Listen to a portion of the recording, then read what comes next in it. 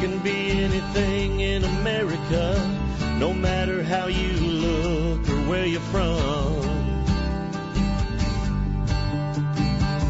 You've got what it takes in America. You're free to make mistakes in America. All you need is the will to get it done. There's always those who disagree, but they're nothing like the ones that died for you and me. Yeah, when you dream in America, you can be anything in America, no matter how you look or where you're from. All right. Is that amazing song? What an amazing song, Dream in America by Daniel Christopher. I mean, you know, it just embodies the greatness of America and of Americans. That's what I like. I mean, it's not just a song about America, but it's about a song about individual Americans and how they rise and have throughout the ages. But first, I want to go to Dan. Dan, you had a comment about that song. Go ahead. Yeah, basically I just wanted to say that, you know, I liked what the song was saying, but I'm not sure he was talking about the country we live in currently. We're a far cry from a lot of the idealism that was mentioned. Well, our government is, but I don't think the American people are, and I think that we have to make that distinction. I mean, this is still a place where hopefully Americans rise up and do the right thing, and I agree with you. I mean, I think we have a lot of work to do. And Daniel, by the way, Daniel Christopher's written a lot of songs kind of about the Tea Party and the movement and things of people rising up and doing that. So, yeah, I mean, I agree with you, but I think if you look at individual Americans, we are.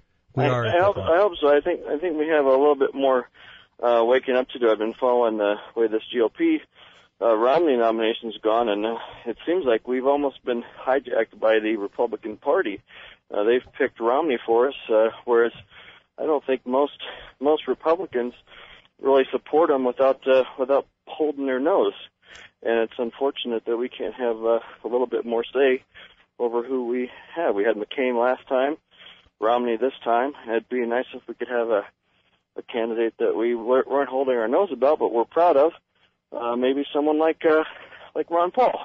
Well, yeah, except that we had votes, and the voters in all the states cast their votes, and far more voted for Mitt Romney than voted for Ron Paul or Santorum or any of them. Watch what's happening with the delegate counts now, where things are actually decided. I mean, the way those caucuses work, if you watch them, they get you in there, and they try to convince you that your vote means something, and that now we're going to go on to some boring local stuff. If you want to stay, you can, but if you were here to vote for the nominee, you're free to leave, and then afterwards they sit around and actually have the real election, and we've been manipulated for a long time by that process, kind of keeping us in the dark about how the process works. Understood that's the case, but I mean by far, but actually more citizens in these primaries voted for Mitt Romney than voted for all the other candidates combined. And I was not, never took a position on who should be the nominee. So but those are facts. And I guess we're at the point where we now have a choice, whether some people want to admit it or not, we have a choice between Mitt Romney and Barack Obama. That's the choice. Well, we have a choice between Mitt Romney and Ron Paul still. No. The election's not over. We have 50 states still left to vote. No, we don't. I mean, much like we do. No, we don't. We don't. The general. How many states haven't voted yet? But does Romney has 1,400? Those are all nice to talk about. But would you like to bet me a steak dinner on whether if you want to say that Ron Paul's going to win and I'll say Mitt Romney is going to be the Republican nominee? I'll bet you a steak dinner that Ron Paul wins the state before this election's over. Because since Romney's already won, right? Mm-hmm. He's already run. What incentive do diehard Romney fans have to go out and vote against Ron Paul? So that's what they'd be doing. So how cool is that if you can somehow pick a win somewhere and damage somehow the Republican nominee or wound him in some way by trying to continue to do it? Him? Who's the nominee going to be? Who's the nominee going to be? Well, Dan, who is the nominee going to be? I hope that the Republican Party will choose the people the person that they believe is best suited to run this country. I think they have. Let me tell you. Here's the total Republican popular vote if you add up all the states right now. Yep. Mitt Romney has 5,221,000 votes. Ron Paul has 1,335,000. So why should we elect Ron Paul and disrespect all the people who voted for Mitt Romney? Why should we go with your guy when the rest of the people did? Or somebody else. If you're a Santorum fan, he got 3 million votes. Why? Explain to me why that should happen. Right. I would say the main reason is if you come out of the gate and the party and the media and everyone is telling you that somebody's a crackpot, that somebody's not going to win, somebody doesn't have a chance, in HE double hockey sticks of winning, and we want to rally together around somebody that a party picks instead of the people before we even give them. Because remember, but wait a minute. You said the party picks instead of the people. Yeah. 5,200,000 votes for Romney, 1,300,000 for Paul.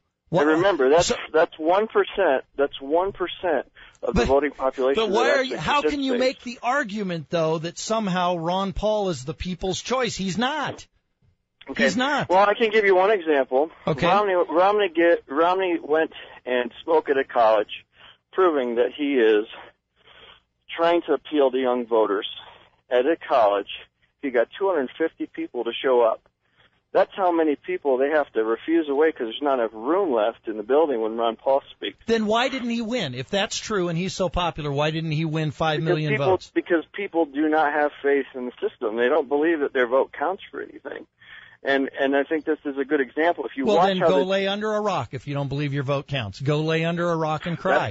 That's absolutely not what I want to do. I went and voted. Okay, but what are you going to do? Okay, so now will you bet me $1,000 on the Romney deal, whether Romney or Paul is the nominee? Listen, I think answer my question. Is Romney going to be the nominee? I don't know who the nominee is. Romney has a much better shot, obviously. Okay. Because of the way the system is. All right. working. How about this? I'll rig it with odds. I'll give you 50-1 payoff. That I'll pay you $50 for every dollar that I bet. So I'll get. You give me $100, and I'll give you, what would that be? $5,000? I'll give you $5,000 if you want. I'm talking. No, we're not goofing around. Listen, problems. You're goofing around, Dan, because what you're doing. Let me ask you a plain and simple question. Answer it, or we'll be done. If the vote is between Mitt Romney and Barack Obama, who are you going to vote for? Ron Paul. He's not on the ballot. Should I vote for Jesus Christ? Then you're voting for Barack Obama. If you can't vote for Mitt Romney, they crucified Jesus Christ, and he was the savior. If you're and so what is Ron Paul the savior? Is Ron Paul the savior? Are you comparing him to Jesus? Goodbye. You're an idiot. You are a moron and an idiot. Do you understand what I'm saying, Dan? You're a fool. You are an absolute, total stinking fool. And I'm sick and tired of morons like you. Why do you have the same vote that I have? This is ridiculous. This is absolutely ridiculous. I'll just vote for Ron Paul. Guess what? You're voting for Barack Obama. That's what you're doing. And stop calling yourself a conservative. Stop acting like you're a patriot, Dan, if that's what you're going to do. Look, the people spoke. You may not like it, but Mitt Romney's going to be the Republican nominee. And if you don't like it, tough. You don't like it. So go vote for Barack Obama. Go vote for whoever you want. Throw your vote away and vote for somebody who has no chance of winning. But when you do that, and you're not accumulating votes for the alternative to Barack Obama, and the alternative to Barack Obama is Mitt Romney, whether you like it or not, Dan, it's Mitt Romney. Okay? There is no reasoning with people like you. There's none. Zero. There's no reason in your mind. Because you are, I've said it 1,000 times, you have this mad love affair. You have a mad love affair with Ron Paul. And for some reason, it's a personal love. I mean, I don't know what it is. A man crush you've got on the guy. Is that what it is? See, I'm about ideas. I'm about trying to save the country from financial ruin. I'm not about spooning with some presidential candidate, whether it's Mitt Romney or Ron Paul or Rick Santorum or Newt Gingrich or whoever. It's a bromance, Laura says. Laura, thank you for bringing some levity to the situation. I thought your heart rate might have been a little elevated there. That's the most outraged I've been. I'm sorry. It just is. I'm just tired of people that constantly do this. Okay. All right. Here we go. Let's continue. John. Hey, a couple of things, if I can I diverge sure, of some course. of those other topics? Yes, go ahead. Okay, perspective on the Ron Paul gentleman. Mm-hmm. I've met a few of them like him, and to help you and all your listeners from where he's coming from, the ones that are like he is, that are absolute, and I like Ron Paul, and I would love to see him as our candidate. However, I know, because you've asked me this, if it comes down to a choice, it's not going to be Barack Obama. Right. Okay? But with this guy saying, yep, die hard, dogmatic view of his politics, they have come to a point in their personal lives that if we don't make the turn right now, immediately, sharp turn right back towards our Constitution and the individual libertarian view of the world, it's over. Armageddon will happen. It doesn't matter whether it's Mitt Romney or it's Obama. One will get us there faster than the other, which is why they don't care. They don't see a big difference between those two guys. One's a light version of the other. Yeah. That's the only difference they see. So to them, if it's not Ron Paul, it's two choices of the same type philosophy. So if we don't have the real choice in their minds, heck, it's all going to blow up anyway. We may as well let it happen as fast as possible. Yeah, and I have That's their viewpoint. Yeah, and I just have more faith in the American people. And if anybody's out there who doesn't believe that Mitt Romney would be a remarkable turn from where we're headed right now, they're just not realistic. I mean, well, he's definitely different. Yeah. Well, he's different. There is some significant differences. There are some things that are not. Now, and that's another thing, actually, I wanted to call you about. And now, thank you. You did a perfect segue. Michelle Obama and abuses of the system. Yes. She is not the only one. They are not the only ones. What they've done, in my opinion, is to put everything on steroids. Everything they do, from whether it was, and I hate to say this has become the politics of Washington. So Republicans are guilty, maybe not always as guilty, but they're still guilty of abusing a system. Yep. And taking money for their own personal gains and that sort of thing, or playing a hunch. Everybody, unfortunately, it's part of the culture, and because you were there. Yeah, and that's what we have to do. That's what has to change. Right, yeah. So I have a suggestion. Yes. You have, maybe you have, I sent an email, but I don't know that it'll ever go anywhere.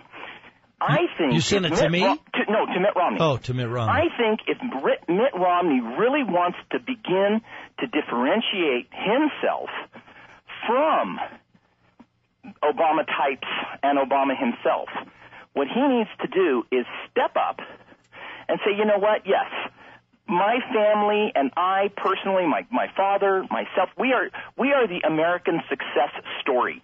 There is no evil in being rich. Sure. What I am going to do is I'm going to, out of my own pocket, because he can afford it, I'm going to pay for all my own Secret Service. I'm going to reimburse the government for that cost while I am running for president, whether I win or lose.